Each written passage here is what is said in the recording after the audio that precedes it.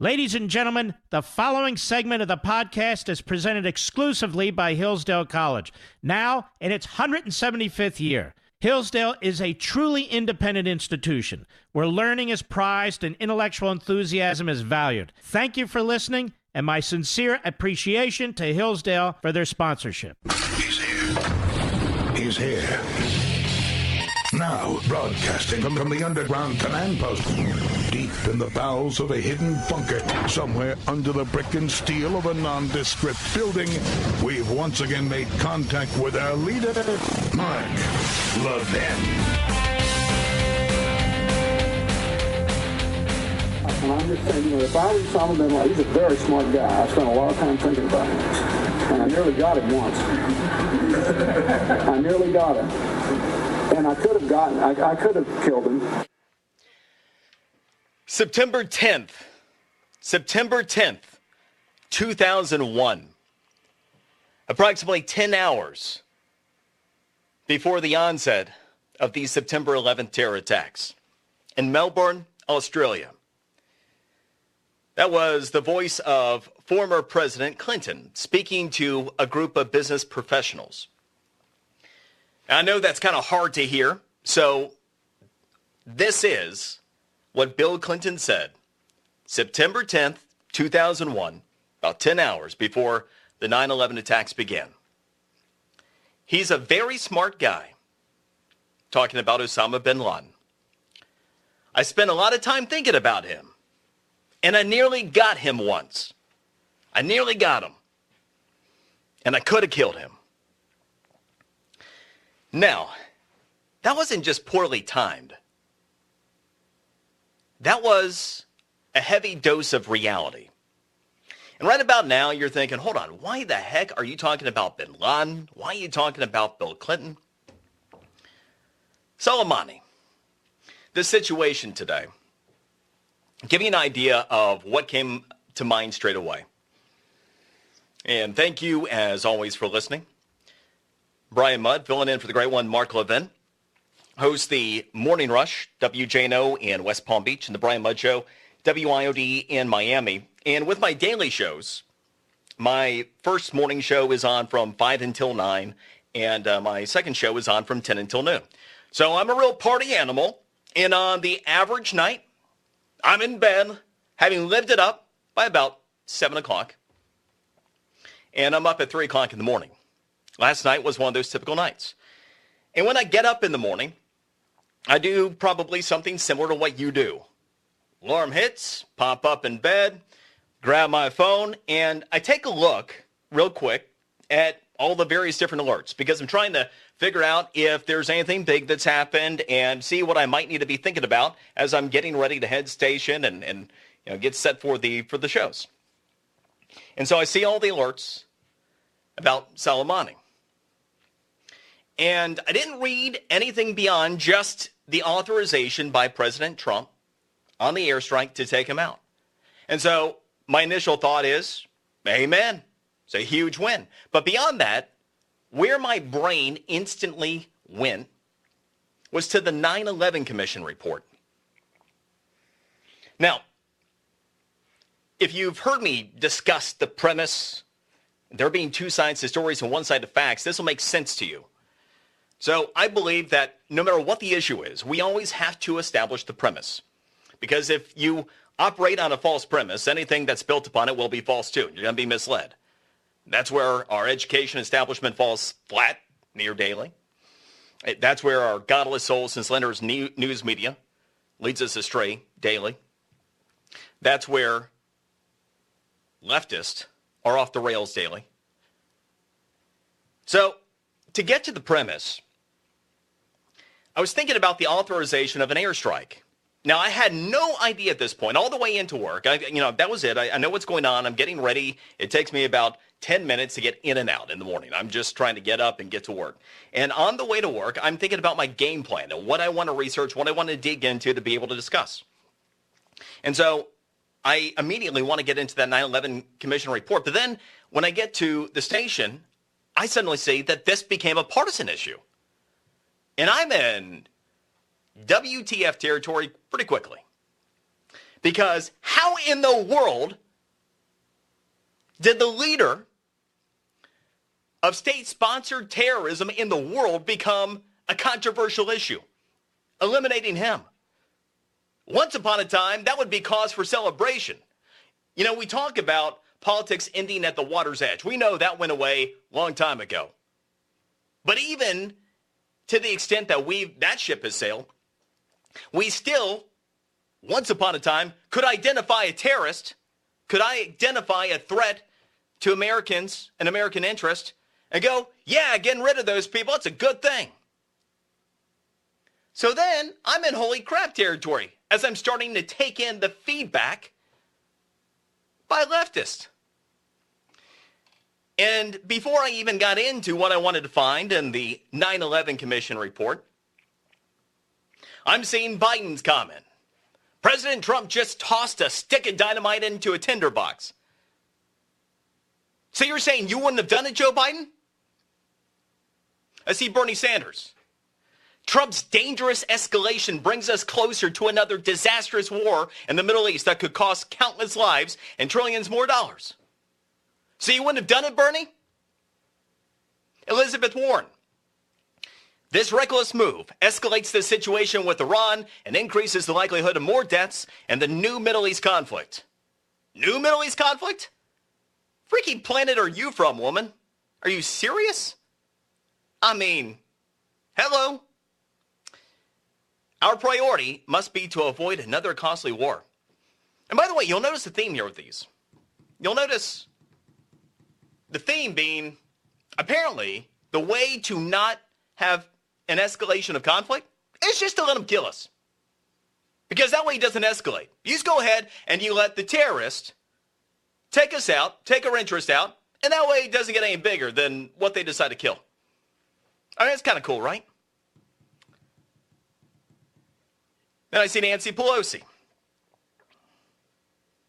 Trump administration has conducted strikes in Iraq targeting high-level Iranian military officials. You notice what happened here? You notice how she even went PC with that, granting additional legitimacy, all in the name of her political interest. Here you have someone who is responsible since 1979 when he became part of a terrorist movement in Iran, someone who's been credited with not fewer than 600 murders of Americans. Trump administration has conducted strikes in Iraq, targeting high-level Iranian military officials and killing Iranian Quds Force commander Soleimani without an AUMF. So you wouldn't have done it, Nancy. And we're now playing PC, granting additional legitimacy to a terrorist leader responsible for the death of more than 600 Americans.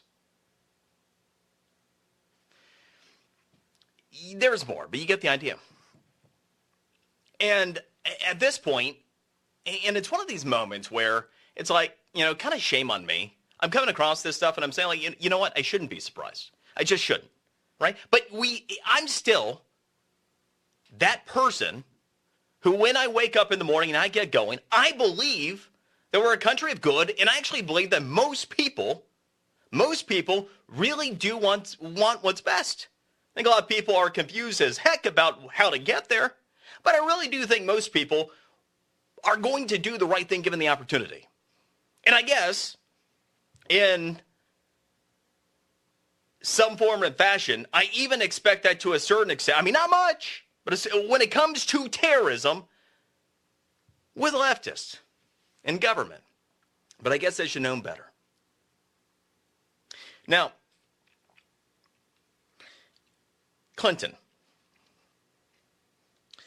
Once again, this is what he said approximately 10 hours before the 9/11 terror attacks began. I'm just saying, you know, if I were Osama bin Laden, he's a very smart guy. Spent a lot of time thinking about him, and I nearly got him once. I nearly got him. And I could have killed him. Now, here is where I want to pay some deference, some benefit of the doubt, and suspect that as irresponsible as it was for him not to pull the trigger, not to give the authorization to take bin Laden out, it's where I'd like to believe that had it been 10 hours later, there wouldn't have been any question about what he should have done. See, what led up to that moment was this. February 26th, 1993. 6 people killed when the first bombing of the Twin Towers took place, the World Trade Center. Remember that? February 26th, 1993. We're all very naive back then. Next up, June 25th, 1996. A bomb in a fuel truck killed 19 American soldiers in Saudi Arabia. Then August 7th, 1998, 2 truck bombs at U.S. embassies, killing 12 Americans. And finally, after that, Bill Clinton names bin Laden as our biggest enemy. And he started an operation to root out bin Laden and his interest. And it was during the course of this operation that on 3 separate occasions, intelligence officials, in conjunction with the Pentagon and defense officials, brought up the possibility of taking out Osama bin Laden. And there was one in particular, the one which Bill Clinton was referencing. This one, May 1999, in Kandahar, Afghanistan.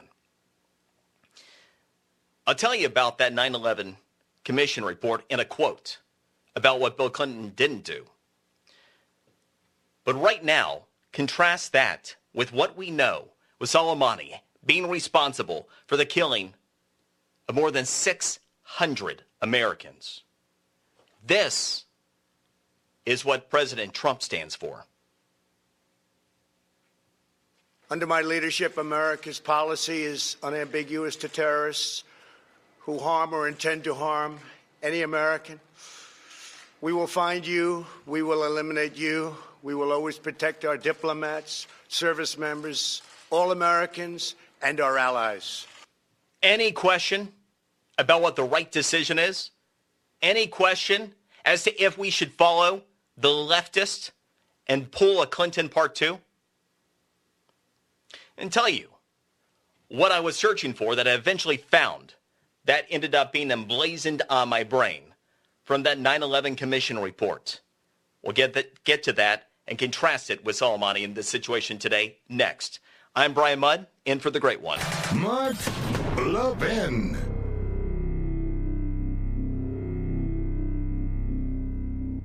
As the new year begins, Hillsdale College thanks you for your loyalty to freedom. Since 1844, Hillsdale has held fast to its mission to provide the kind of education essential to preserving free government. And for decades, the college has extended its educational mission on behalf of liberty through a variety of outreach programs. Perhaps you receive Imprimis for free every month, or have taken one of Hillsdale's excellent free online courses, or have attended one of Hillsdale's free regional events. You know of Hillsdale's refusal to take even 1 penny of government money. Now, this independence allows the college to focus on its core purposes, learning, character, faith, and freedom, without government interference. So during this season of blessings, Hillsdale thanks you for your partnership in extending its mission to the rest of the country.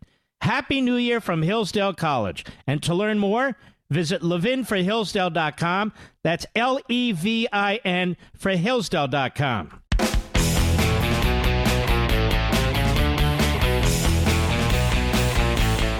Soleimani was plotting imminent and sinister attacks on American diplomats and military personnel, but we caught him in the act and terminated him. Yep, there we go. Any questions? Any questions about how we do business around here? Any questions about protecting American interest? Any questions about escalating anything. Who wants to be terminated? Now, Brian Mudd in for Mark Levin. Get you up to speed if you're just joining us. Soleimani, this situation, the authorized airstrike, taking out the top state sponsor of terror in the world last night. Got me thinking about the terrorists that got away. Got me thinking about Bill Clinton and what he decided not to do. In Bill Clinton's own words, approximately 10 hours before the first of the 9/11 terror attacks, he pointed out that he thought a lot about Osama bin Laden. And he said he nearly got him once, and he could have killed him, but he chose not to. Might have been some collateral damage. Now, I was thinking about the 9/11 Commission report, and I wanted to make sure I found the information that I was thinking of and had an accurate quote. Because in May 1999, in Kandahar, Afghanistan, from the 9/11 Commission report, Osama bin Laden was spotted by the CIA as part of an operation launched against bin Laden and al-Qaeda that began in August of 98. And a senior military official, as part of the commission report, had this to say. This was in our strike zone. It was a fat pitch, a home run. That was the characterization. That was the characterization of the ability for the U.S. military to successfully eliminate Osama bin Laden, the airstrike, in May 1999. He went on to say, in this 9/11 Commission report, that no one, not one person at the Pentagon or the CIA, thought it was a bad gamble. But Bill Clinton did, and that's all that mattered. In the 9/11 Commission report, the response when they were told to stand down, quoting, "We all just slumped. He should have been a dead man that night." There are two sides to stories and one side of facts. If Bill Clinton had did what no one at the Pentagon and no one at the CIA thought was a bad gamble, Osama bin Laden, more than 2 years before the 9/11 terror attacks, is a dead man. Soleimani, part of the Iranian terror network since 1979, top leader of state-sponsored terror in the world, responsible for 600 plus American deaths. Most recently, the death of an American contractor in Iraq. And by the way, it wasn't just the contractor. We actually had numerous servicemen that were injured in that attack as well. Followed up by what? Followed up by the orchestrated attacks at our embassy in Iraq. We have a president now who gets it. A president that when he's provided information from the CIA and from the Pentagon that no one thinks is a bad gamble, takes the shot and saves American lives. I'm Brian Mudd, in for the great one, Mark Levin.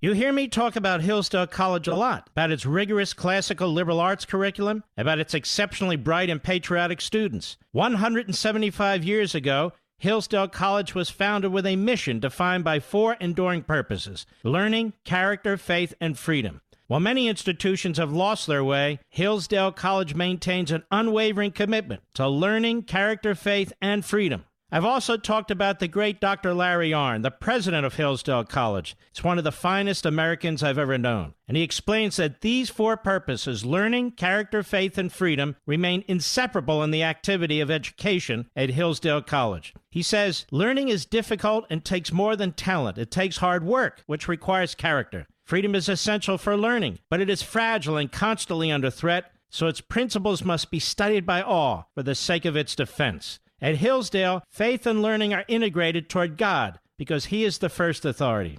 Folks, if you've ever wondered why I love Hillsdale College, now you know. Visit hillsdale.edu. That's hillsdale.edu for more information. Hillsdale College, pursuing truth and defending liberty since 1844. Remember, that's hillsdale.edu, hillsdale.edu.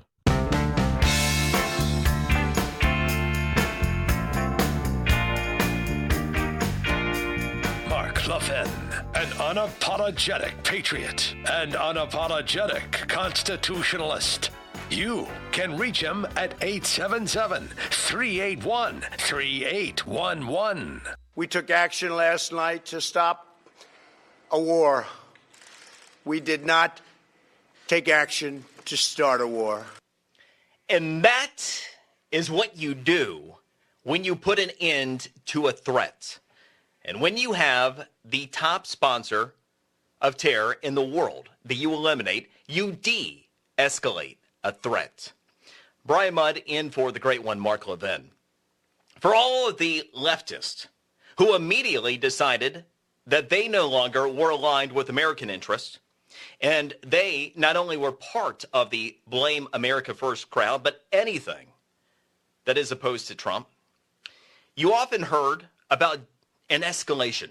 Bernie Sanders, Trump's dangerous escalation brings us closer to another disastrous war.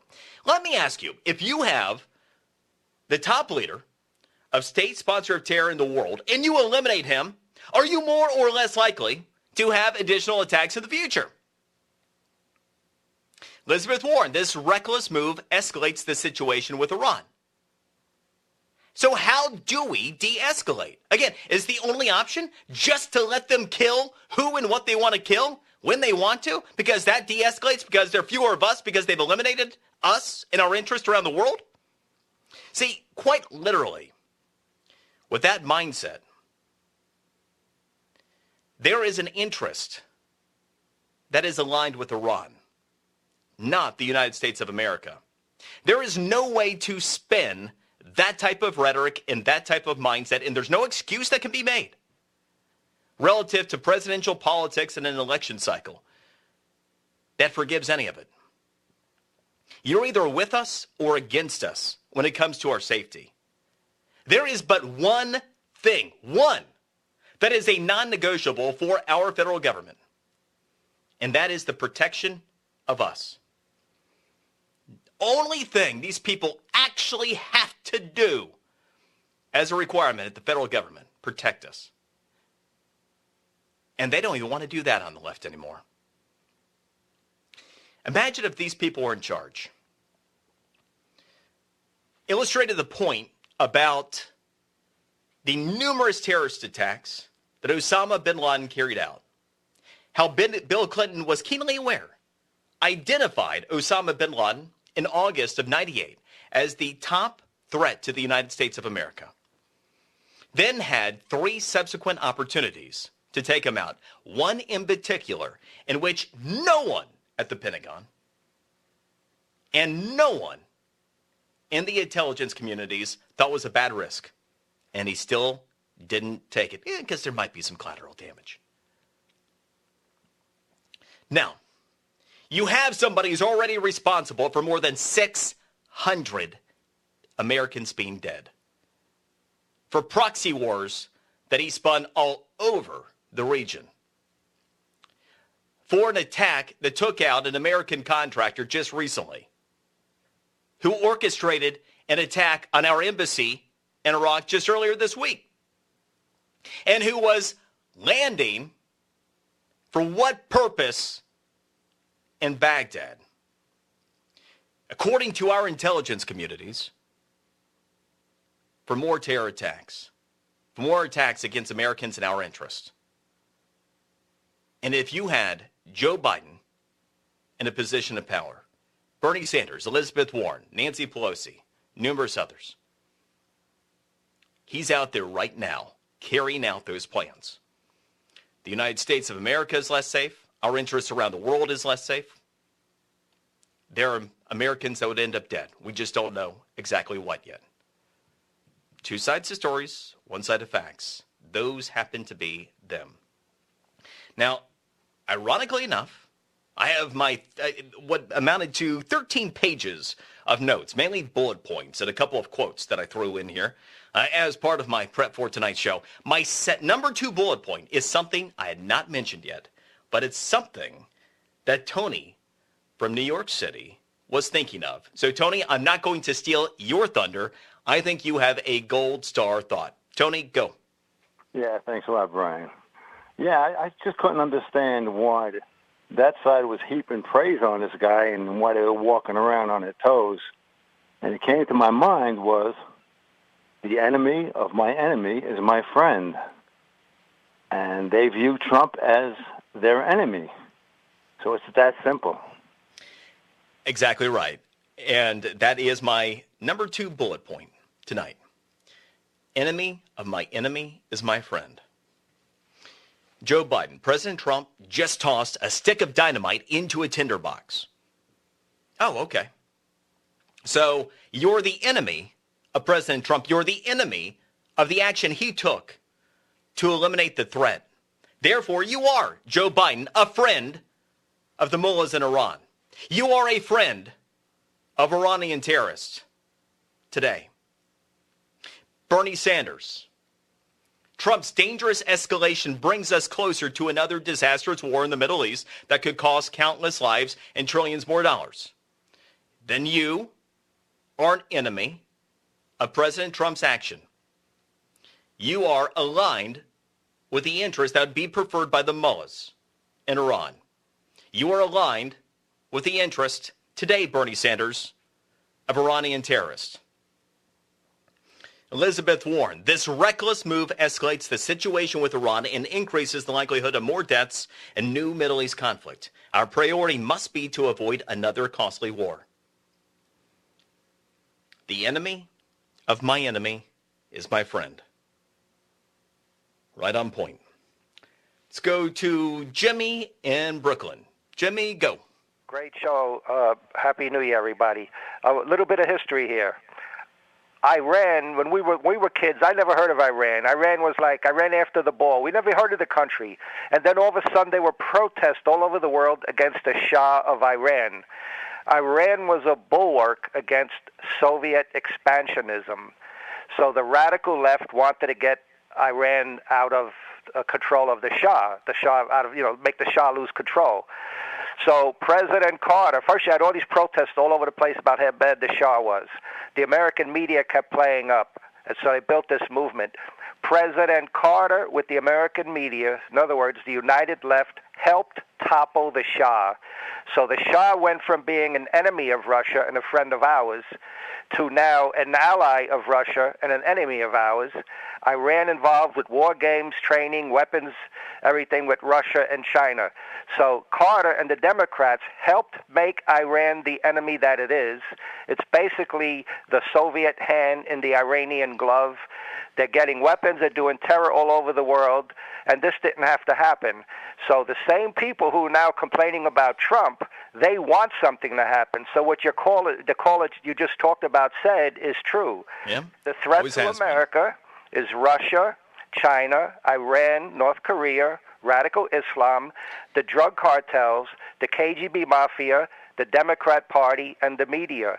That is a lot of people to have aligned against you.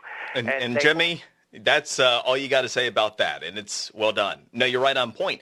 And let's add in, because the dots you just connected are correct, there's a bit more to this story as well. So being in South Florida, one thing, pay quite a bit of attention to what goes on in the region. So the Cuban interest. Well, who influences Cuba and Cuban policy? Now, having a foothold strategically there, well, we know what that led to, right? We had a little missile crisis. But wait, they're all still influencing in the region. The instability you see in Venezuela, who's behind that?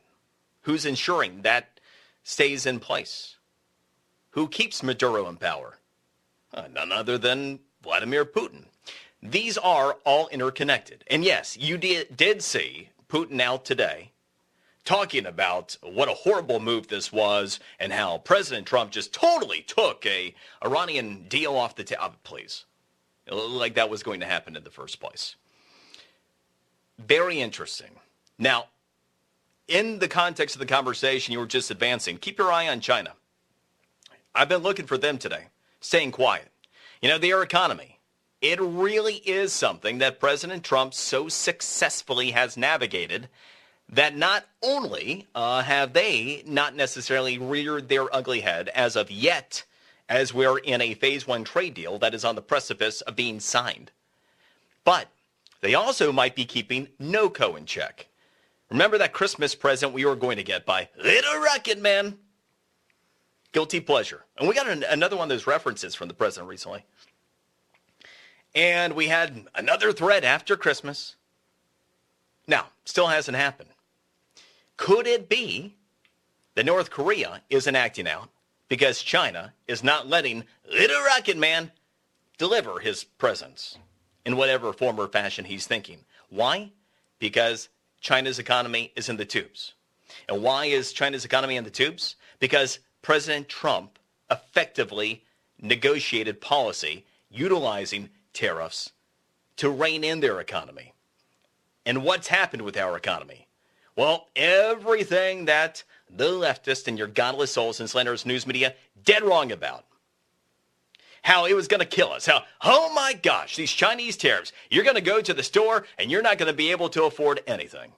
And all that's happened has been record employment in this country, record wages in this country, record opportunity in this country, record low unemployment for every minority group in the United States of America, record retirement accounts, record prosperity, period, in our economy, while simultaneously making China have to come to us and potentially keep North Korea in check. You're right, it's all interconnected. And it speaks to the overall brilliance, not only of the president's willingness to carry out security measures, but the long-term plan to have peace not just through military strength, economic strength. That gives you a heck of a lot more leverage and impacts all these other wannabes on the world stage, like the Little Rocket Mans. And even to a certain extent keeps the Putins of the world in check. Let's go to Jacob in Birmingham, Alabama. Jacob, go. Hi, Brian. Good to speak with you today. Yeah, thanks for calling. Happy New Year. And Happy New Year. Good news to start out the Happy New Year of getting a terrorist that was attacked, that helped attack our embassy and killed some people over there. And it's good that we have a president that can handle the situation in crisis, protect America, and keep our interests, and keep our, protecting our interests over there in the Middle East. And we need to continue on doing that and protecting America from those aspects of terrorism and protect America from immigrants that are coming across the border. We don't know who's coming across. We got to vet the people that are coming across the border, and we got to keep an eye on Iraq and keep an eye on the current Ebola outbreak and keep an eye on the migrants coming across. We got to keep an eye on this stuff. Well, Jacob, good news. I mean, what are you talking about? Good news here. I mean, haven't you paid attention to CNN or MSNBC? Haven't you read the New York Times? I mean, what good news are you talking about? We're out of the middle of a crisis here. I mean, you got those rose-colored glasses on is all, and all that money in your bank account and everything. Appreciate the call. Let's go to Ralph in Red Bank, New Jersey. Ralph, go. Yes, thank you for taking my call, Brian. As you know, the long shadow of terrorism is upon us after 9/11. And, in the age of terrorism, we are told if you see something, say something. President Trump has taken the right call here by not only saying something, but doing something about at that situation. Yeah, it's funny how that works, huh? A caller mentioned about the enemy of my enemy is my friend. I look at the Democratic Party as their own worst enemy. I mean, look at the lineup. For goodness sake, they are undesirables. Okay? You're right on point, Ralph. And it's not what frustrates me. I am a pragmatist, and as I mentioned at the onset of the show, even when I wake up in the morning, I don't wake up expecting the worst out of anybody. I didn't expect that taking out Soleimani would be a partisan event. So that surprises me. But we're in that world now to where even eliminating the biggest terror threat in the world is something that Democrats are now opposed to. That makes them opposed to the best interests of the United States of America, and that is disqualifying. I'd agree. I'm Brian Mudd, in for the great one. Mark Levin.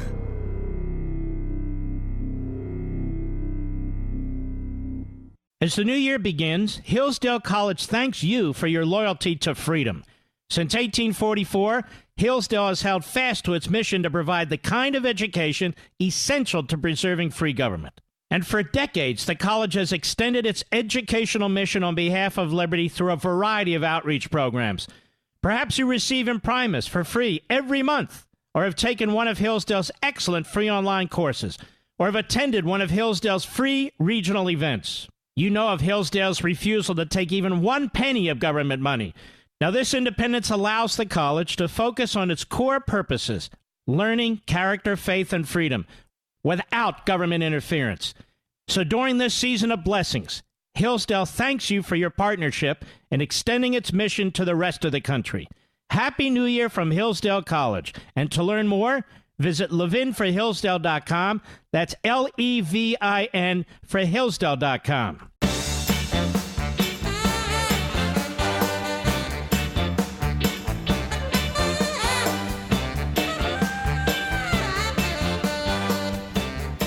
Just as Israel has the right of self-defense, the United States has exactly the same right. Qasem Soleimani is responsible for the death of American citizens and many other innocent people. He was planning more such attacks. President Trump deserves all the credit for acting swiftly, forcefully, decisively. Israel stands with the United States in its just struggle for peace, security, and self-defense. Well, there's Benjamin Netanyahu. More pro-American than every Democrat running for president that spoke about Soleimani today in the attack. More pro-American than the Speaker of the House, Nancy Pelosi. More pro-American than Senate Minority Leader Chuck Schumer. You know, it's an interesting thing. Brian Mudd in for Mark Levin, and as I've been walking through this hour, started out drawing some comparisons to 9/11 and what Bill Clinton didn't do. Having the opportunity with the intelligence communities on a minimum of 3 occasions to eliminate the threat.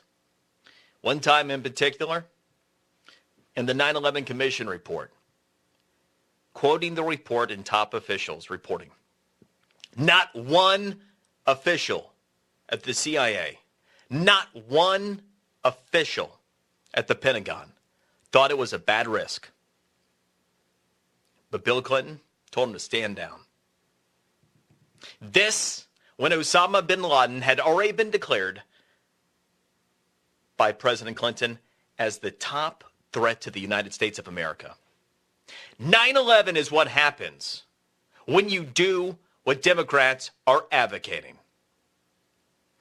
600 plus Americans already dead due to Soleimani. And there's hesitation when the intelligence communities come back. There's hesitation when the Pentagon comes back and says, you got a clean shot. It's the responsible thing to do when you're president of the United States. That's acting in the American interest. It's not what the Democrats stand for. And let's talk about that hypocrisy regarding the intelligence communities. We'll get to that next. Brian Mudd in for the great one, Mark Levin.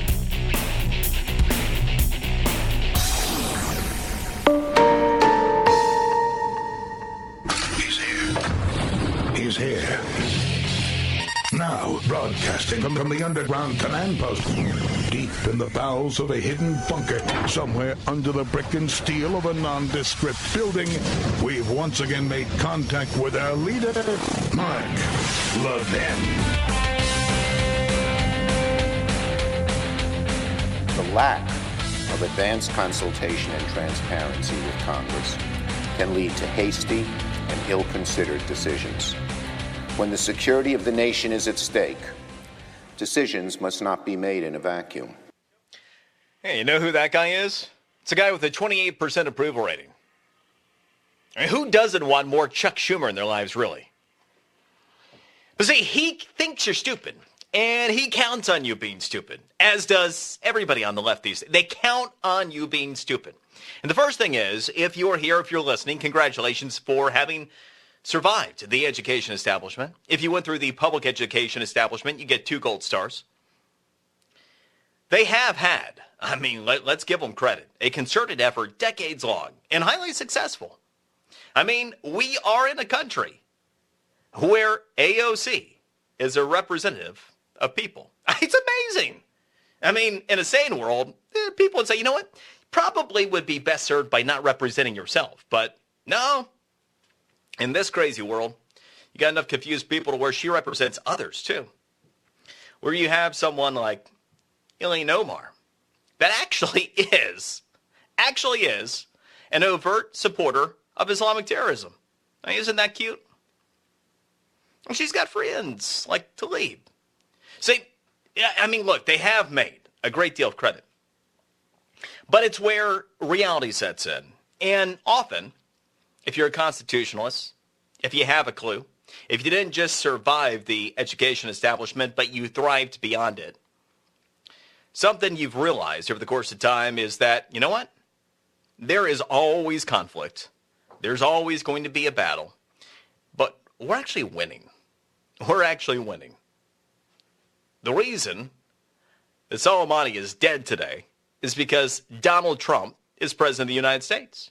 And the reason that Donald Trump is president of the United States is because of you. See, one of the things that the Chuck Schumers of the world count on once you have survived the education establishment and their concerted effort to dumb you down and get you to embrace the false premise is that you actually are watching CNN. And, you know, Chuck hasn't realized that the only people left that watch CNN are held hostage at an airport. Chuck, just know, the only people who watch CNN are trapped in airports. They don't have a choice. They're held hostage. It actually should be, you know, like considered a form of abuse. It certainly is intellectually. By the way, I'm Brian Mudd, in for the great one, Mark Levin. Talk about 2 sides of stories, 1 side of facts, getting to the premise of things. That's why I'm a little bit of an odd duck in the way I get from point A to point B. I host a morning show, The Morning Rush, WJNO in West Palm Beach. And an hour after that show ends, I host the Brian Mudd Show, WIOD in Miami. It's always an honor and a pleasure being here with you. Now, Chuck Schumer's talking about Trump making that decision in a vacuum. And the reason I'm talking about Schumer and company counting on you being ill-informed. Did Donald Trump make that decision in a vacuum? No, what he's saying is, when you had the intelligence community get in touch with him, Pentagon get in touch with him, say, hey, we got him lined up. And Trump said, let's do it. See, what they expected, evidently, is that you pick up the phone and you say, well, hang on, guys. I know you got a clean shot on him right now, but I need to see what Nancy would say. Right? I mean, because that's what you do. When you got a terrorist squared up, you reach out, you phone a friend. You phone Nancy Pelosi. Hey, Nancy, here's what we got in real time. What do you think? Oh, shoot, he got away. Darn it.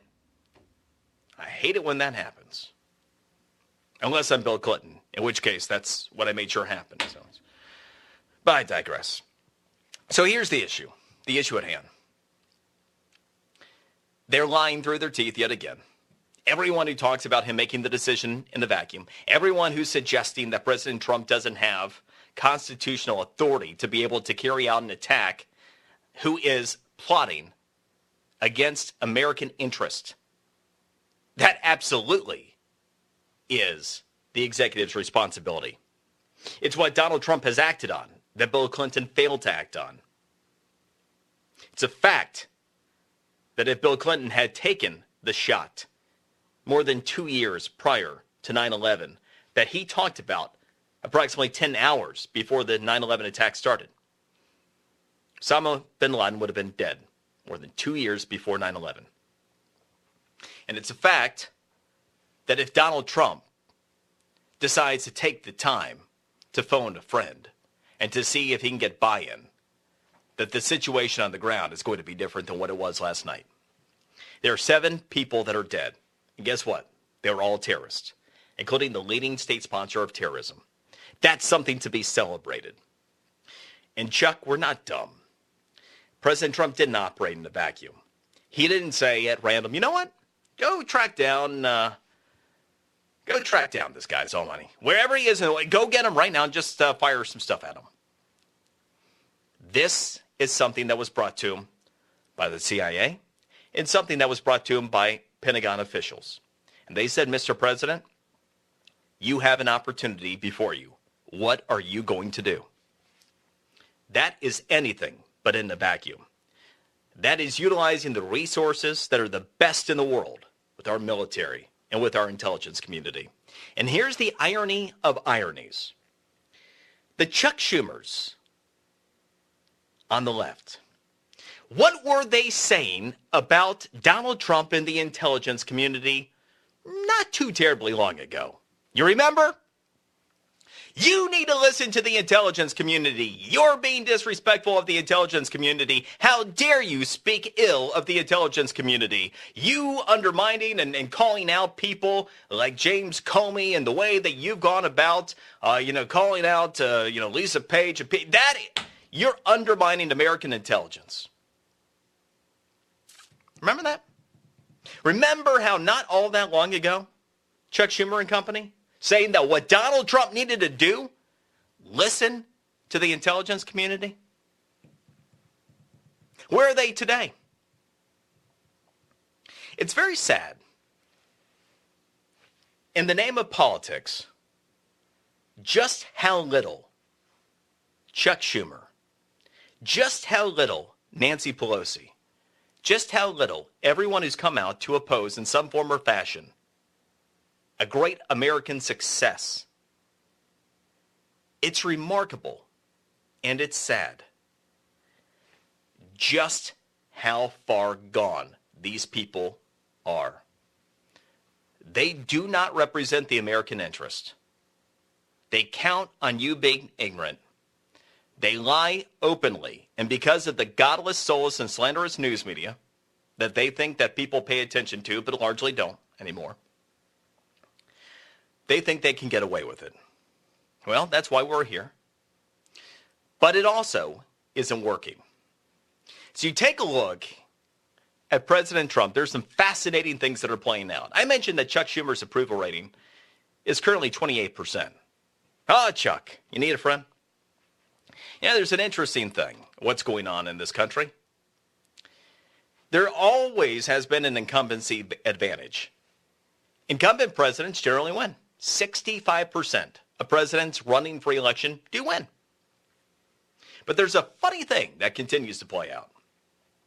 Take, for example, where President Trump is, even just in an average of all approval ratings right now. You know where he is? Well, for starters, nearly 20 points higher than Chuck Schumer. Nearly 10 points higher than Nancy Pelosi as an impeached president. But he also, among likely voters, is 2 points higher today than Barack Obama, the same date in his presidency. See, as frustrating as this all is, and as much as we can't take any of it for granted, desperate people do desperate things. Desperate people say desperate things. And they look smaller and more pathetic by the day.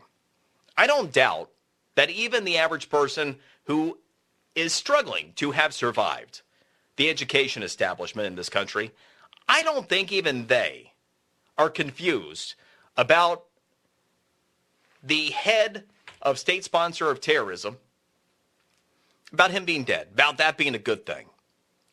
See, in the real America, I think we still have a clue. And I think you're getting ready to see something that is nearly unprecedented. One of the remarkable and unaccounted for things by your mainstream news media, by the Chuck Schumers of the world and everybody who thought that Hillary Clinton would just have a parade straight into the presidency in 2016. They lost track of the real America. People who saw somebody who actually was different, and maybe they would do what they said they would do, and turned out and vote, many for the first time.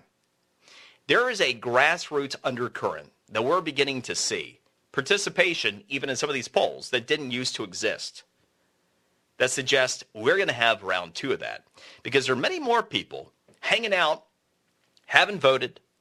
They're like, holy crap, he really did follow through. And you can't take away from the success of this country. And you can't take away from the fact that the average person is doing better than they ever have. That this country is performing better than it ever has. And it's transparent that no matter what it is, whether it's the economy, whether it's keeping us safe and taking out terrorists, they're going to oppose the president. And you have to be one hell of a miserable person. One hell of a miserable person in the face of the best economy, with the average person doing better than they've ever done before, with the eradication of the top terrorists in the world, to be unhappy about it all. These are miserable people. They're disgusting people. They're people that align themselves with the interests of Iran over the United States of America. They are the Democrats of 2020. I'm Brian Mudd, in for the great one. Mark Levin.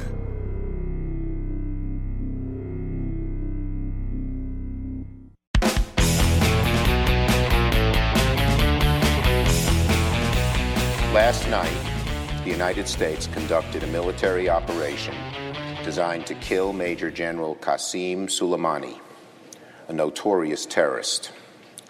No one should shed a tear over his death. The operation against Soleimani in Iraq was conducted, however, without specific authorization and any advance notification or consultation with Congress. Again, these people think you're stupid. There's a but. Yeah, he's this horrible terrorist, but. No, there is no but, Chuck Schumer. He's the president of the United States. The intelligence community came to him and said he is getting ready to kill more Americans. Now, we don't know the rest of the story, the details, but we have been given that much. And the CIA and Pentagon officials, they went to the president and said, what are you going to do? He said, we're taking him out. And he did. And 7 terrorists, including the lead sponsor of state-sponsored terrorism, the world is dead. And the world is a safer place because of it. And what do you get? But. There is no but. And it's an outrage to expect the president of the United States, in a real-time situation, with the terrorists on the move, to phone a friend and to call in Congress for maybe we can get this conference call and set up before they get to their destination. I mean, it's outrageous. What country do you support, Chuck Schumer? So right now, your interests are more closely aligned with the mullahs in Iran than they are American interests, here or abroad. Now, there's an inconvenient truth that has nothing to do with the anti-American sentiment of Chuck Schumer and company. It has everything to do with what is really going on in Iraq right now. You might notice that we've been having an increase in problems there. You might have noticed that with the attack on our embassy earlier this week, where was the Iraqi military? I mean, they do have an Iraqi military. They were even in proximity to our embassy. What'd they do? Near as we can tell, nothing, right? They kind of stood back and watched it happen. The only reason our embassy was spared is because we had our troops hit the ground and disperse the terrorists that were there in an orchestrated event by Soleimani. Now, this takes us back to another big problem we got going. Right now in Iraq, yes, Iraq, the country that we ended up spending how much time, money, blood, creating a new regime and trying to foster and everything else. Iraqis are looking to try to vote out the United States of America from their country. Yeah, they're trying to remove us from Iraq. Quite clear where their allegiances lie. Now, this gets back to something that is a much bigger problem that we've got in that region. It's what we're really up against. It's not just about proximity in the region. It's not just about Iraq wanting to do their own thing. Very much is about what they believe in.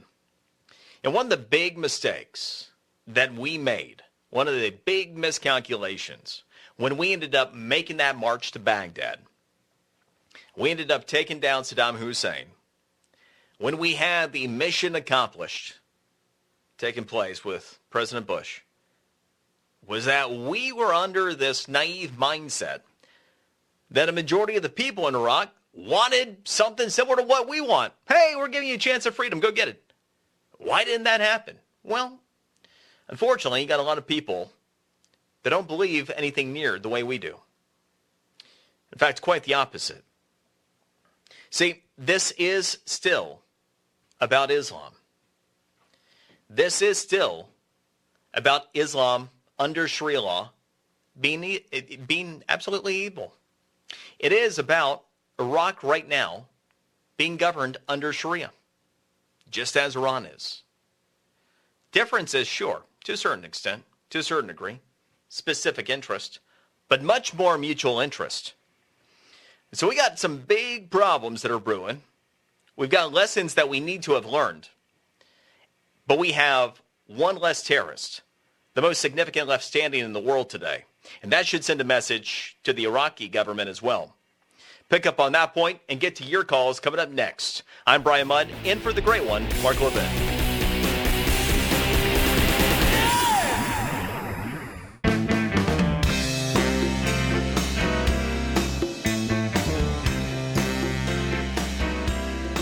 Levin, the champion of liberty and true conservatism. Call Mark now, 877-381-3811. This morning, Iran's master terrorist is dead.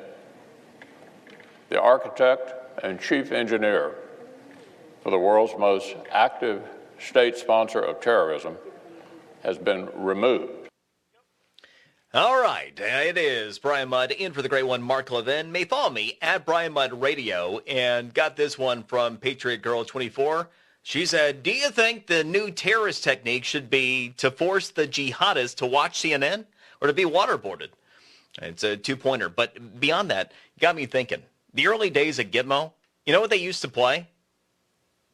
Britney Spears. But actually, I kind of felt bad for her, like for the world to know that what they're playing to try to get people, try to get terrorists in Gitmo to give up the goods is your music. But kind of appropriate when you think about, like, hit me baby one more time. Anyway, just before the break, talking about the issues that we do have.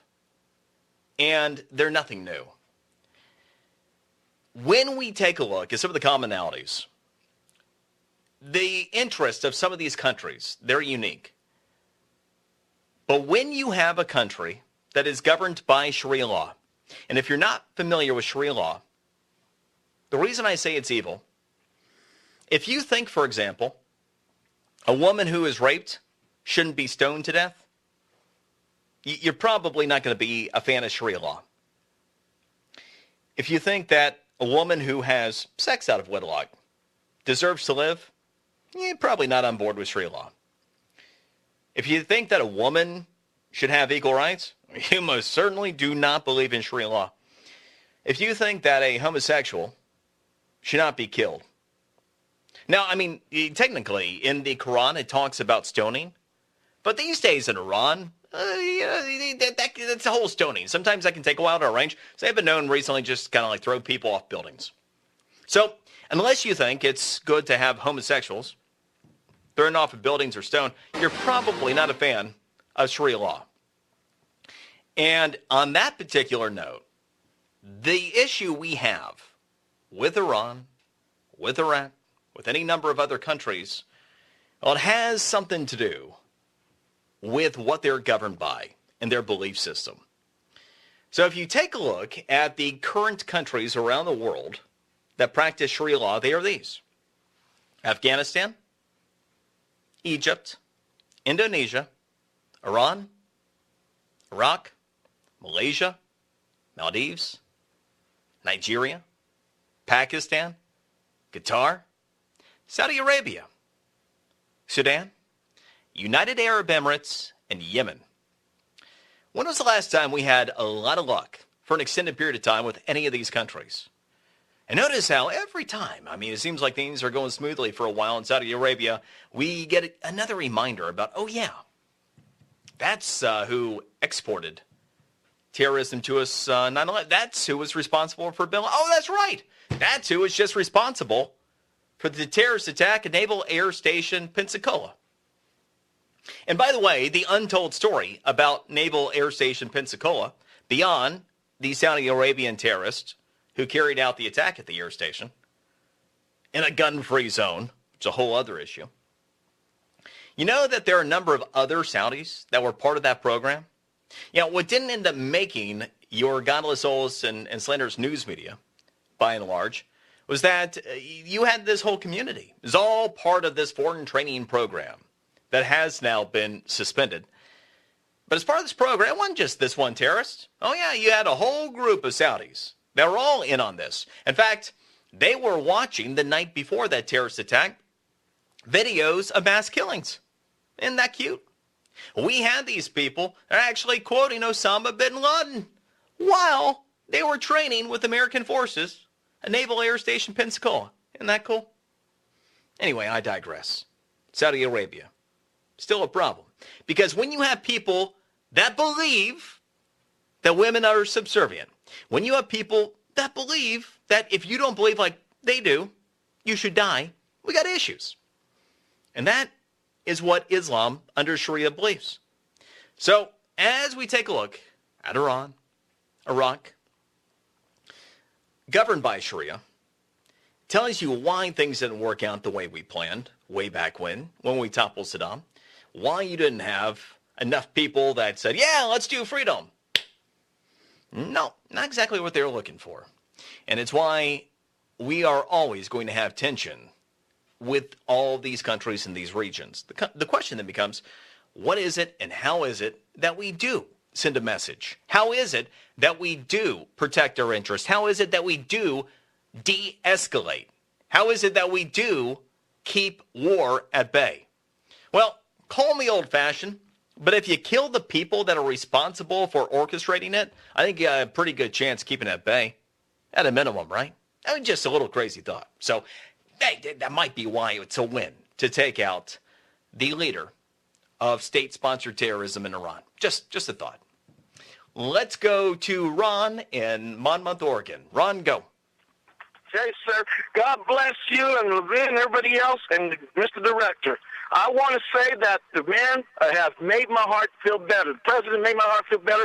I had a friend of mine that was in Marines in Beirut. Solomon's been part of that. Achille Laurel, coordinating with God dang Gaddafi, when the Navy guy got thrown off the TWA flight, and it also avenges the situation in Italy when Mr. Klinghoffer was thrown off the Achille Laurel. And I felt like the president had made a very good situation, and for these people, the Schumers and everybody else in the world, to go against what America stands for, peace, loving, caring, charitable, and at the same time, we have to stand up against tyrants that tries to dictate and control our world.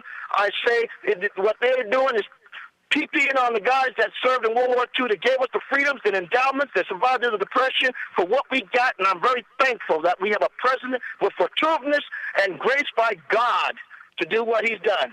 Good stuff, and God bless you, Ron, and everybody who served. And that was not lost on me today. As you hear everybody on the left going, yeah, but, and indicating that they would not have taken out the terrorists.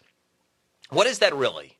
To the greater than 600 Americans that have been killed as a result of his terror attacks, Is that not the middle finger to them and their families?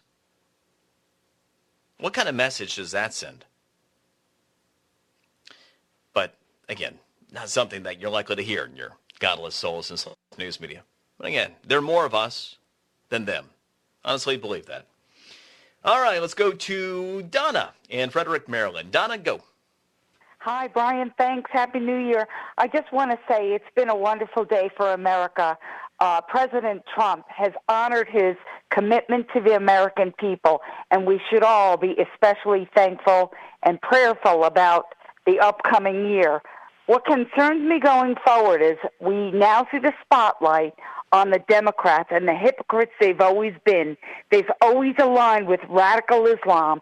They don't allow us to say it, but that's what it is. And it goes all the way back, like I believe it was caller Jimmy said, to the Carter years. And I think about how Bill Clinton neglected to do something when he had an opportunity to prevent so many deaths. I think about Hillary Clinton, how in Benghazi she neglected to do something and could have prevented many deaths.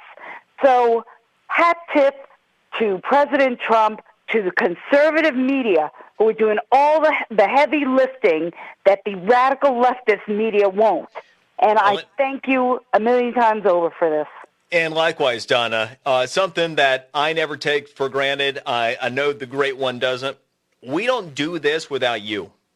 This is about us. You know, we talk to ourselves. And thank you for your support, supporting this show, supporting the sponsors. It's the reason that we're here. And Lord knows there are enough forces out there that do what they can to try to take us out. So it's a two-way street, and we are winning. Let's go to Bill in Las Vegas. Bill, go. Good morning, or I should say good afternoon. Well, you are in Vegas, so anything's possible. I won't fault you if you're just getting up. No, I'm actually getting off work. You know, it's funny because in the Reagan years, Reagan came down and ticked off the Democrats back then, but it was a different culture because he wasn't allowed to tweet, but he came out and the news had no other choice but to cover him. And even back then, it was like, I'm going to take down the wall. And he got up there and made his speech to take down the wall. That fell. Now you have Trump that's doing the same thing, moving to a different generation and different social platforms and media coverage and stuff like that. And I think it's just driving them nuts that he says, I'm going to protect my American citizens. I'm going to protect my soldiers. People are going to be protected. They're going to be backed up. We're not going to have this. Now, people are sitting there saying, oh, if you have a war with Iran, where was the war with Iran? You took the head moron out now. You took another head moron out. So how many more next morons that are going to come up the stage that are going to be a target?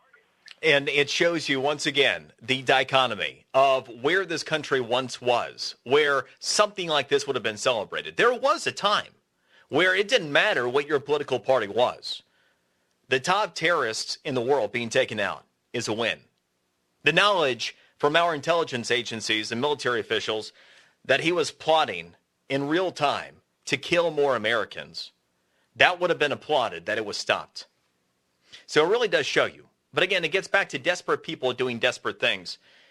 There's so much more than just the politics as usual. Now, for some people, it is pure ignorance in politics. It was J.C. Watt who ended up espousing this.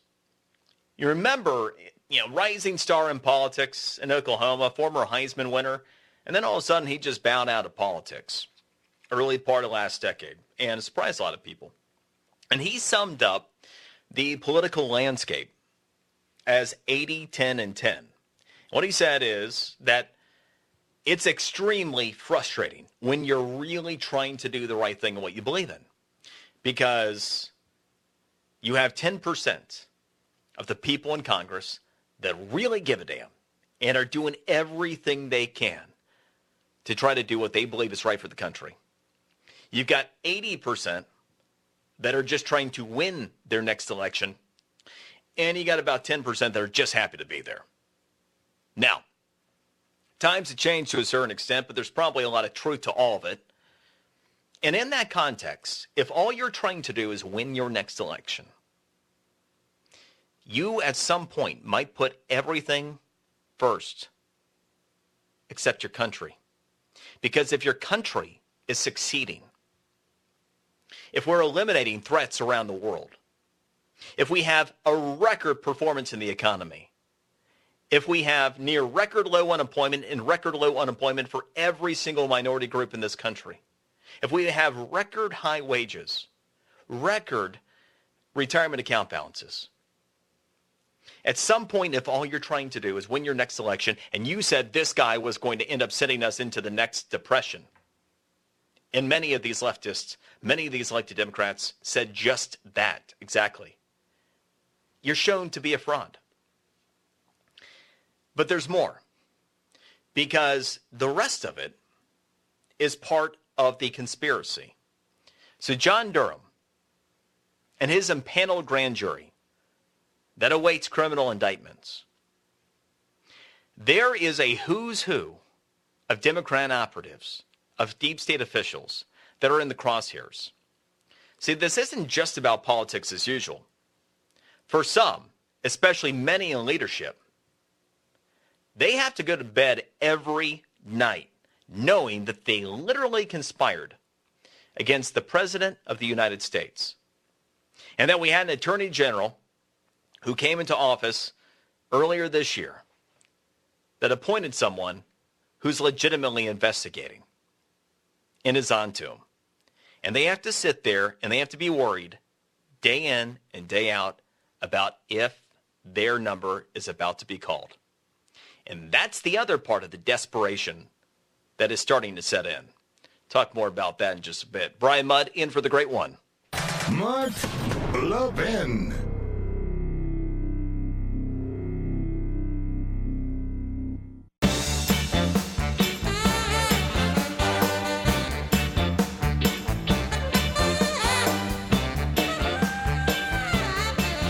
House Democrats continue their political delay. They're searching desperately for some new talking points to help them deflect blame for what they've done. It doesn't always sound impressive coming out, but once he gets there, I mean, there's some good things that happen. Recently, Monday, we're talking about the record judges that have been confirmed, which is likely to be the greatest legacy, actually, of one Donald J. Trump, and also Mitch McConnell. As much as we can talk about the economy, success against terrorism, it really is going to be remaking the courts. Ultimately, that will end up winning the day. And the desperation that McConnell's talking about, what I was referencing just before the break. Remember, this is about two different things for the left. When you align yourself completely against somebody, there's a difference, and you can kind of think about this in your own life. Have you harbored true hate for somebody? And it's a very unfortunate thing if that's the case, but think about the difference between really being upset with somebody because of their actions versus harboring absolute hate for the individual. See, if you disagree with somebody and strongly about actions, if you condemn certain things, if you have a different belief system, we can respect each other and disagree on the issues. And we might be frustrated, but it's not at the premise. It's not at the foundation level. What you have is what's become essentially an ideology to oppose Donald Trump. They hate the man. And so it doesn't matter what it is. It doesn't matter if it's good for the United States of America. They hate not just him, they hate it at that point. They oppose it. That's why it's, well, yeah, he was a terrorist, but. No, there's no but. This is a win. See, the other thing about terrorism, kind of a consistent threat, most pervasive form of bias in news media is omission. And since 9/11, how many Islamic terror attacks do you think we've had worldwide since 9/11? I mean, just kind of a wild guess to get a number in your brain. You ready?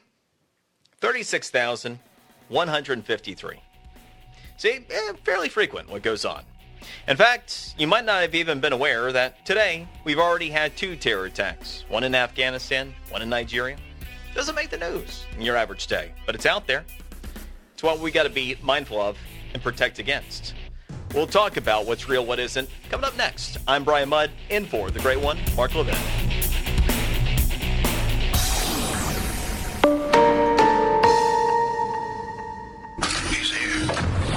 He's here.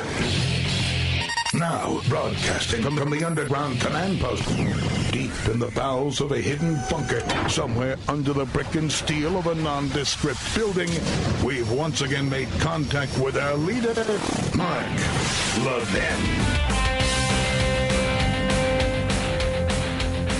If you come after Americans on President Trump's watch, you do so at your peril. All the things that Soleimani had done in the past were real. But he's not dead today because of what he did in the past. He's dead today because he miscalculated what President Trump would do regarding future attacks. Sure enough, right, Lindsey Graham. And we are hearing from multiple media sources of a potential strike, another airstrike, that potentially could be against Iraqi forces that were being supported and sympathetic to Iranian causes. It is Brian Mudd, in for the great one, Mark Levin. I host The Morning Rush, WJNO in West Palm Beach, The Brian Mudd Show, WIOD in Miami. You may follow me on Twitter, @Brian Mudd Radio, and it's always an honor and a pleasure being right here with you, guest hosting for Mark Levin. Now, whether that is the case or not, there are a couple things that are really important to the context of this conversation. Brought a couple of them up last hour. One of the issues we've got ongoing isn't just Iran, it's Iraq. It became completely apparent with the embassy issues earlier in the week where Iraq stood. And that was away from us watching our embassy get attacked. Yeah, the Iraqi military was there. They chose to do nothing. Well, that tells you quite a bit. And then, what have they been up to over the past 24 or so hours? Well, as we were eradicating the top terrorists in the world, they were going, well, maybe we should vote to have the Americans leave Iraq. So there's actually a movement underfoot in Iraq for that purpose. Now, I've spoken about the issues and assuming that the Iraqis would ever want what we want, that you would have a solid majority that would believe in freedom the way we do, that it was always ignorant to think that would be the case because, well, they have a belief system that's just a little bit different than ours. Sharia law, minor differences. Now, when you take a look at the issues with the Iraqi government, okay, so we have to deal with it. And maybe we are even right now in sending another clear message. As we wait for those reports to clear up, here's one thing that is evident. Why is it we're able to carry these attacks out the way we are? Walk you back to a time that was pre the war in Iraq. I had a number of officials that I spoke with that were in leadership on a somewhat consistent basis, even during the war. The time I was doing radio in Savannah, which is a military town, in the 3rd Infantry Division, which is the division when you saw the statues being toppled in Baghdad, the 3rd ID out of Fort Stewart. They were the ones making that happen. So having some friends in leadership received regular information from what they were able to tell me throughout the course of the time, leading up to the charge of Baghdad, afterwards, and in years later. And I had multiple people tell me that it was never a war for oil and all that horse crap. And there wasn't even necessarily the expectation that the Iraqi government was going to embrace us with open arms. But what we needed more than anything in that region was a foothold, something where we could plant our resources and be able to respond. And they knew that if Saddam Hussein were still the leader of Iraq, there's no way in Hades that's ever taking place. So you got to eliminate him to be able to get a foothold. And one thing that was interesting as I was hearing some of this, not knowing if it were true or not, was that you did see that even before we had taken out Saddam Hussein officially, we actually did have staging taking place. What ultimately became bases and footholds for us in Iraq. Previously, we'd hang out in Saudi Arabia, and if they felt good on a particular day, we might be able to carry out some type of mission. Really hard for us to militarily be able to carry out what we needed to. That all changed once we were able to gain that foothold in Iraq. As we carry out missions, like against Soleimani, whatever this alleged airstrike is, that is breaking right now. Those types of missions, the type of intelligence, the type of operations, they wouldn't be the same. And so that might be another big piece of the story and the puzzle ongoing, and a reason why we do keep those strategic assets in place, as the president has been very clear and has on a regular basis withdrawn resources from other parts of the Islamic world. Just a little food for thought. Now, talking about the desperation of Democrats, the desperation of the left, what really has been playing out here for some time, for the people who all they do is want to win their next election, everything they put their eggs in, everything they had misled about has been shown to be a lie. From President Trump making the world less safe, we're safer today, with actually fewer troops deployed than before he was president. With him representing economic despair. We have the best economy in the history of the United States of America. Record incomes, record low unemployment rates for every minority, record opportunity in this economy. For the trade wars to be the detriment of everything to the American consumer. Here we are with extremely low inflation. That's why the Fed's actually been cutting interest rates. And you go out and get a 30-year fixed rate mortgage for half of what you were able to 15 years ago. So as you begin to take a look at all these various different aspects of life that have blown up in their face because Donald Trump has followed through on his promises, and when you give the American free enterprise system even just a little bit of room to breathe, well, it does what it does. And so it's kind of funny how that works. There's something else that's been in play. And on Monday's show, guest hosting for Mark Levin, it was a theme that I touched on. What the impeachment process really was about, in my view, from Nancy Pelosi's standpoint, and what still is going on even with issues in the rhetoric you're hearing out of Democrats in leadership today. Who is driving the message? So a quick version of it, if you haven't heard me discuss this. I believe that the battle for the Democrats is analogous to what the battle for the Republican Party was leading up to Donald Trump becoming president. Real quickly, we had the establishment Republicans that ended up creating so much angst with constitutionalists that you had the Tea Party break out. The Tea Party went back and forth for multiple election cycles. Some wins for the Tea Party, some wins for the establishment, and then Donald Trump came around and smashed the whole dang thing, remade the party in his own image. Boom, here we are. Well, when you take a look at Democrats, I believe that a similar thing was playing out just a couple of years after the Tea Party started. Occupy Wall Street. You walk back to 2011. The overt socialist and communist movement on the left began to be known in the streets of our country.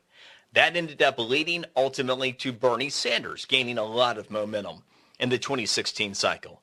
And that ended up leading in last year's election cycle to overt socialists, the squad, winning seats in Congress.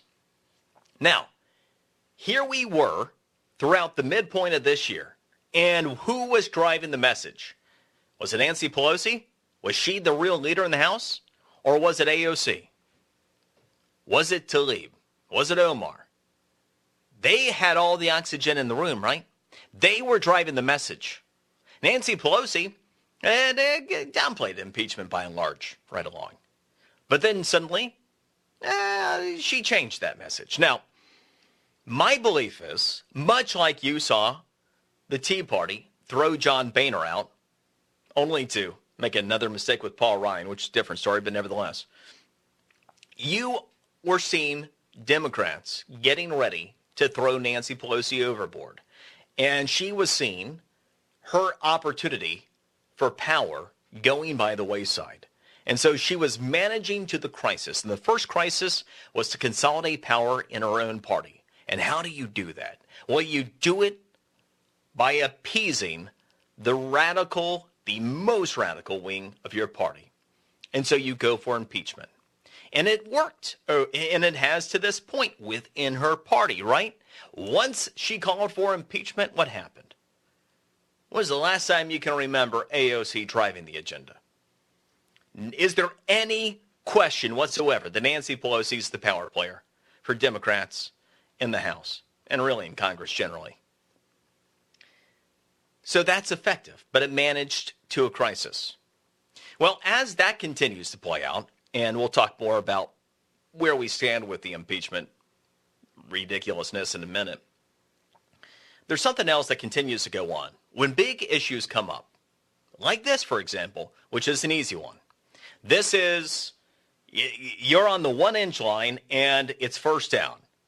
All you got to do is get that ball 1 inch. You score a touchdown. It really isn't hard to find common ground when you have the top sponsor of terrorism in the world taken out. That's a win for the country. But has Nancy Pelosi gotten that inch today? Oh, no. Any Democrats in leadership? No. I mean, yeah, he was a bad guy, but there's always a but. Why is there a but? Why can't they just acknowledge the world is a safer place today? Because a disgusting, evil man who was responsible for the death of more than 600 Americans and plotting more is gone? Well, because what is the most radical wing of the party saying today?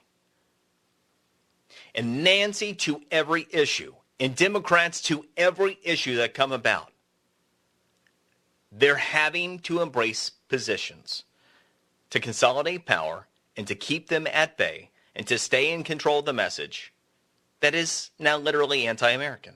As anti-American as that party has become. And that, as much as anything, is what has been driving the party to the left. And not just the 2020 candidates. That's something to watch in this entire process. That's why the dynamic has changed. That's why a Democrat of even 10 years ago isn't a Democrat today, let alone of JFK, who, as my dad will tell you, is more conservative than the average Republican today. When we talk about what's really going on, the Democrats are in crisis. And you are winning. And this is setting up to be a historic year. And not just historic in the sense that every presidential election cycle is. We got something big that's going on. And I'm going to bring up a line of thought that you probably haven't heard about. Has the president actually been impeached? What am I talking about? Got that coming up for you next. I'm Brian Mudd, in for the great one. Mark Levin.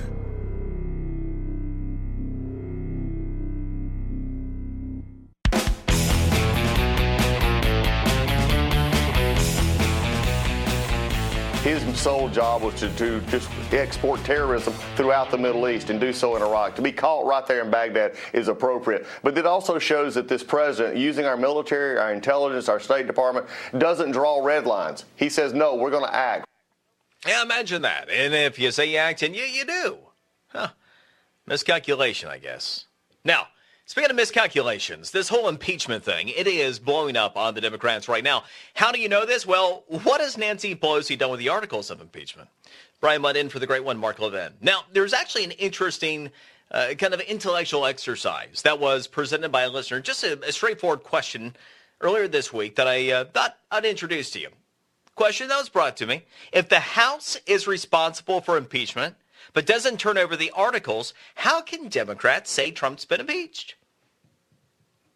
If the House is responsible for impeachment but doesn't turn over the articles, has he been impeached, really? Let's think about this, because it helps illustrate some important points just going through this intellectual exercise. Now, Democrats, can they say he's impeached? Well, of course. You did have a majority in the House vote on 2 articles of impeachment. But has he actually been impeached? Now, the Constitution, it's clear, it lays out the impeachment process. House and Senate, co-equal bodies of Congress. House has the responsibility to investigate, introduce, vote on any impeachment articles. Senate, job, hold a trial, determine the outcome of those articles. Now, as we discussed, no president has ever been convicted and removed from office But does Nancy Pelosi's current refusal to turn over the articles mean that the process hasn't even been completed in the House and thus not been impeached? Let's use a criminal law process to go through this exercise. So the first step would be, in criminal law, you have an investigation of alleged illegal acts that are carried out by law enforcement. This would be analogous to the various House committees interviewing witnesses, gathering information for potential impeachment proceedings. Your second step, once law enforcement has gathered evidence determined to be sufficient to identify a suspect they'd like to charge with the crime of the crimes, it's presented to a judge or a magistrate to obtain that arrest warrant. Now, this would be analogous to the House committees voting to introduce the articles of impeachment. And your third step, once a judge or a magistrate, they decide that the evidence is sufficient to authorize the arrest warrant, presented to law enforcement to carry out an arrest. That would be analogous to the House voting to impeach. So we can pause at that point because it's where we are in this process. If you have an issued warrant, but it's never acted on, what happens to the suspect? Nothing, right? They weren't arrested. They weren't indicted. Never a trial. So don't need to even have the conversation about guilt or innocence. And this example and this distinction, I think, would ultimately make the case, perhaps, that the process, until and unless Nancy Pelosi turns over those articles, hasn't been completed. Perhaps the president hasn't been impeached. So yeah, it's something that is an interesting exercise. But what's also an interesting exercise is to take a look at what's happened throughout the course of this process. So I like to say there are two sides to stories and one side of facts. And without a doubt, this process has backfired on Democrats. Never mind the fact that we were told all during that impeachment process in the House that what? Oh my gosh, the reason we have to rush through this thing is why? Because Donald Trump is such a threat to this country that we just can't wait any longer. We've got to get this through. We've got to get it to the Senate so he can be held accountable and removed by God in the name of the United States of America. Well, funny thing happened on the way to that argument being upheld by Nancy Pelosi. Once again, showing the liars that they all are. But about the backfire, talk about that coming up next. Also get your phone calls in as well. Brian Mudd filling in for the great one, Mark Levin.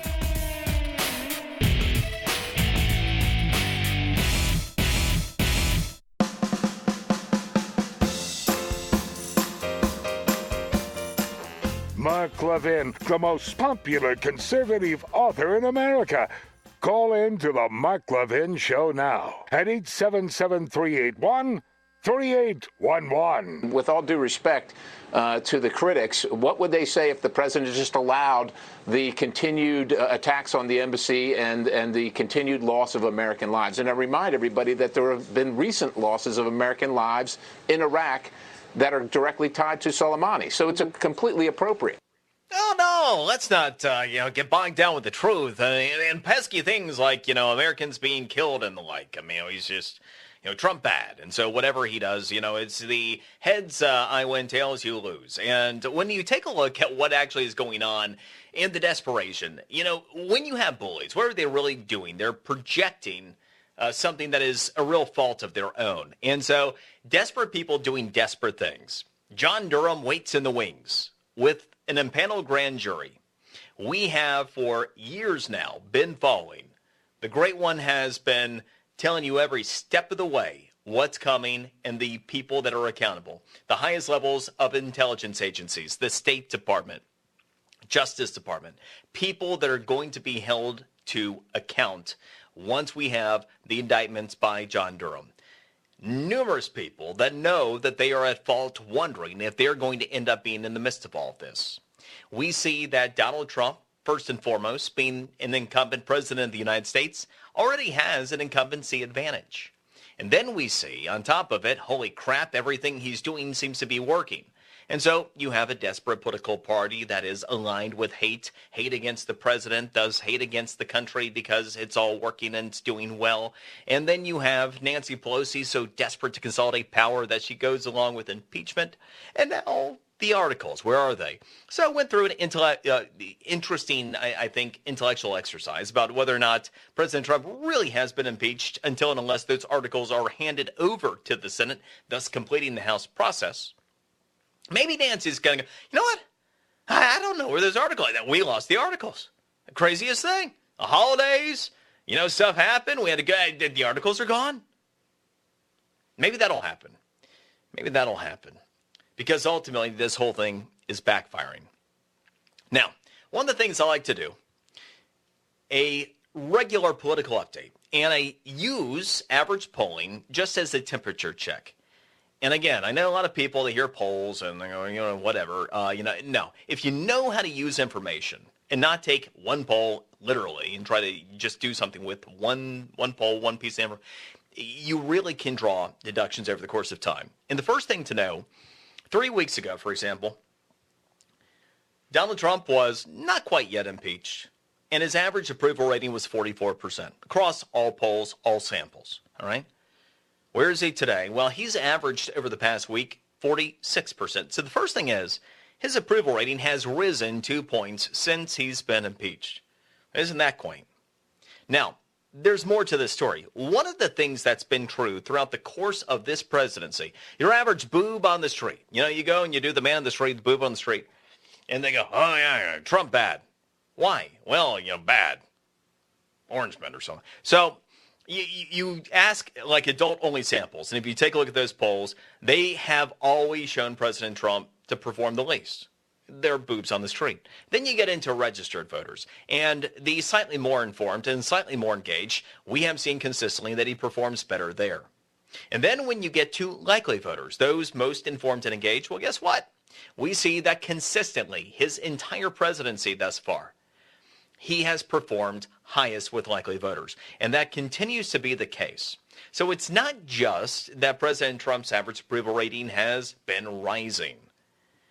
It just so happens that among registered voters, he's been at 44% over the past week. But among likely voters, if you take a look at those samples, he's averaged 48%. Now, if you knew nothing else about polls, that might not mean anything, might not sound interesting. But then, if you take a look using history as a guide, there's a lot that's highly instructive about this. First things first. You know what Barack Obama's approval rating on average among likely voters was this date in his presidency? It was 46%. So Barack Obama, on his way to re-election, had an approval rating with likely voters 2 points lower than your impeached President Donald Trump. That doesn't necessarily portend good things for Democrats, nor does this. How about the people that are actually working on the impeachment of the process of the president? Nancy Pelosi, our friend Nancy, how's she doing? Well, her average approval rating, 39% currently. And Chuck Schumer, Chuck, he's just looking for a friend. 28% approval. All right, so here you have the president that is far more approved of than the person who has impeached him and the person in the Senate waiting on those articles if Nancy actually ever turns them over. Oh, and there's another data point that I take a look at. The direction of the country question. So remember how great things were during the Obama administration? I mean, your godless, soulless, and slanderous news media told you every day just how great ththings were, right? I mean, it was Obama. Yeah. I mean, it didn't matter that you couldn't make more money. It didn't matter that you couldn't get a good job. It didn't matter that, you're pretty much just stuck where you were stuck during those years. He was great. Well, it's a funny thing. Here we are with the incessant negativity by your GSS media, by the leftists, and we are 9% more optimistic than we were in the aggregate of the Obama years. That's interesting. And then one little note, the president's overall re-election odds. Now, one thing I've done over the course of time is taken a look based upon where a given president happens to be relative to predecessors. If you take a look at the overall approval on a particular date, and you see how that president performed in their reelection bid, you have an idea. And so here's the first thing to note. Independent of who the Democrats are, President Trump, based on any sample you take a look at, any of the average polls that are out there, guess what? He's the odds-on favorite to win. I'll tell you a little bit more about that in just a few, but first, let's go to Paul in Michigan. Paul, go.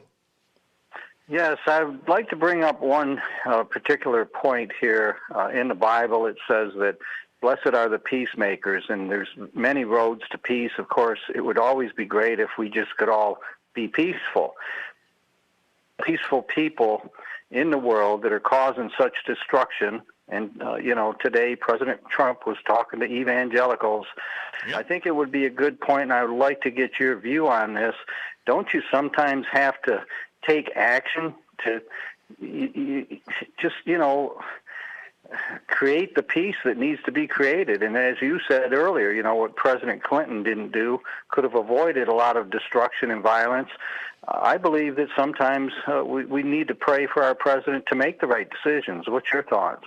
I say amen, and you're right on point. And first, yes, about the president, he is at El Rey Jesus. He was there for the kickoff of the Evangelicals for Trump. That's in Western Kendall, which is a suburb of Miami, and the passion around that event, absolutely huge. And it's hilarious watching the leftist media down here trying to cover it. I mean, we heard any number of other things, like there could even be illegal immigrants there. Will you have people deported from the Trump rally? The pastor of the church speaks in tongues. I mean, it's just, anyway, again, desperate people doing desperate things. But relative to your question about what ultimately is peace through strength. I mean, Reagan taught us something about it, right? We won a war without having to fight the war, right? Peace through strength. President Trump, there was a clear miscalculation by Soleimani. I don't imagine. I mean, he's been involved in Iranian terror since 1979. I'm not thinking that he's getting in that convoy near Baghdad, near the airport, because he's thinking that Donald Trump's going to take him out. And one of the things that the left has tried to do, it's not just the effort to try to get Trump, whatever that happens to mean at any given time, up to and including an impeachment or removal.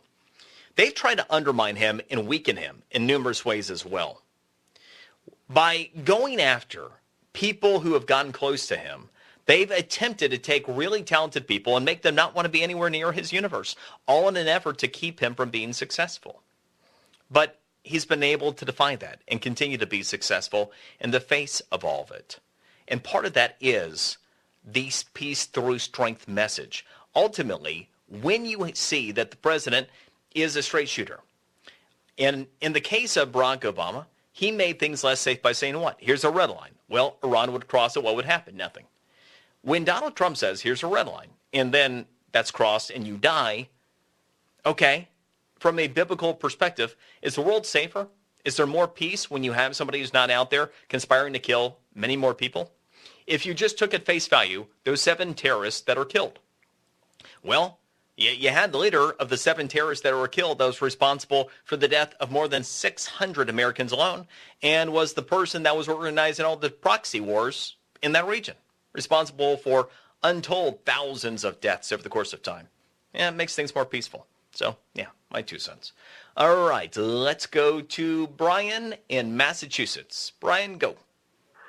I love your show. I love the Mark Levin show, both on radio and the Flux Sunday night show.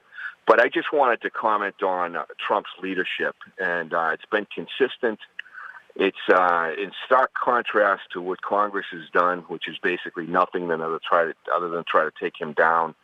And across the board, everything he's got involved with, the trade, prison reform, this latest addressing the terrorist attack, professional leadership, what we'd expect from a great country like America. And I'm hopeful for 2 things. One is that he certainly gets reelected, but more importantly, that the Americans see fit to give him a Republican House and Senate.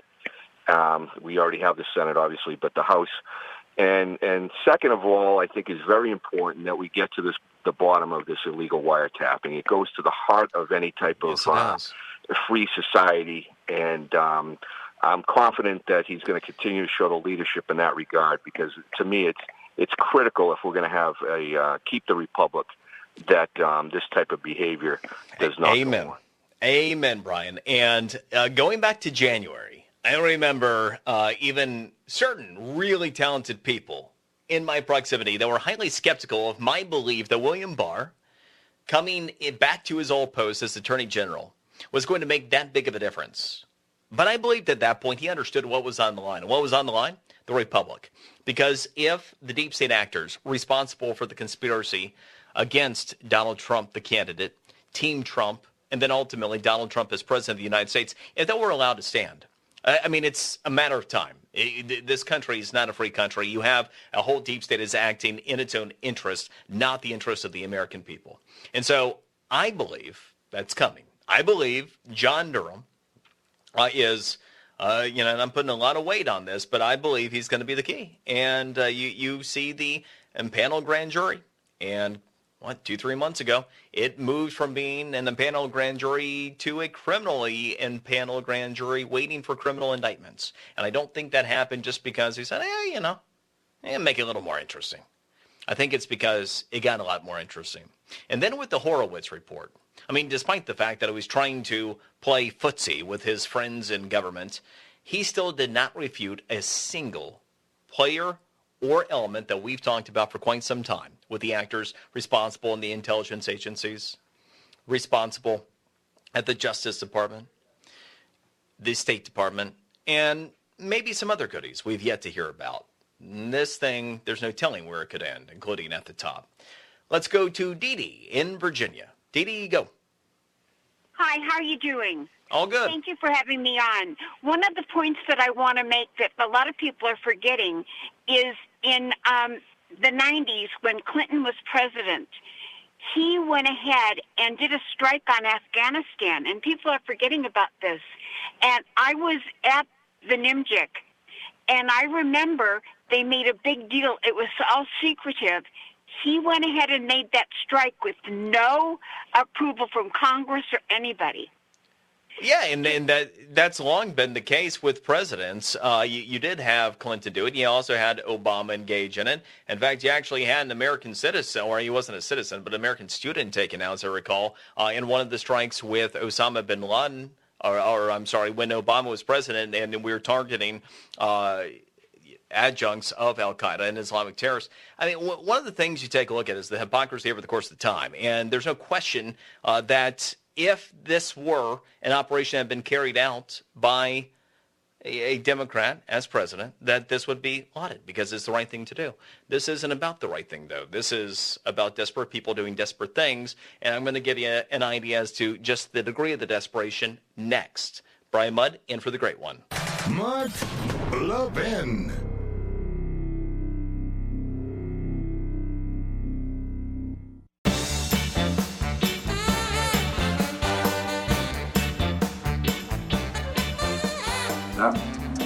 That vote was the worst foreign policy blunder in the modern history of the United States.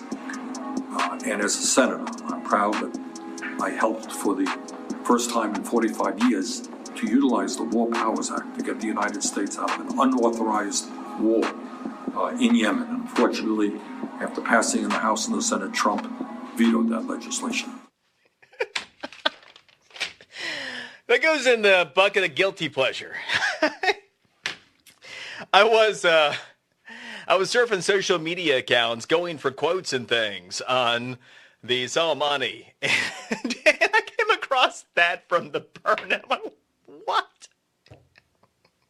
So you might be what was that? What's it? Was he at some kind of campaign event with no. That was plan A. That was somebody in his digital department putting the beat behind the burn as he delivered the message. It's funny. All right, so talked about desperation. The odds are President Trump will be reelected. There's an incumbency advantage. Historically, 65% of presidents who run for election win. And guess what? As we sit here, January 3rd, 2020, President Donald Trump has a higher approval rating among likely voters than Barack Obama. And if you take a look at just the average of all polls, even the boobs on the street, the odds are nearly 60% that he'd win re-election. If you take a look at likely voters, it bumps up to 64%, based on history as a guide. And that's before you get into the Democrats themselves. And when you take a look at the Democrats, well, the interesting thing is, given that President Trump performs best among likely voters, what does that mean? Well, the Democrats' best opportunity might be somebody who could recruit new blood, recruit new voters into the fold, people who hadn't participated. Man, nobody's going to do that like Joe Biden. And Joe, right? So Joe continues to lead, sort of. You know, he's actually down a point over the past month. Down a point, 28%. Very interesting to see what's happening here. As we get closer, he's still losing support. A little bit of weakness in that field. And again, President Trump, well, you got a good chance he's going to be reelected this year. And you got a good chance the House is going to be taken back by the Republicans. Have a great weekend. Great one, Mark Levin. He's back on Monday. Brian Mudd, always an honor and a pleasure.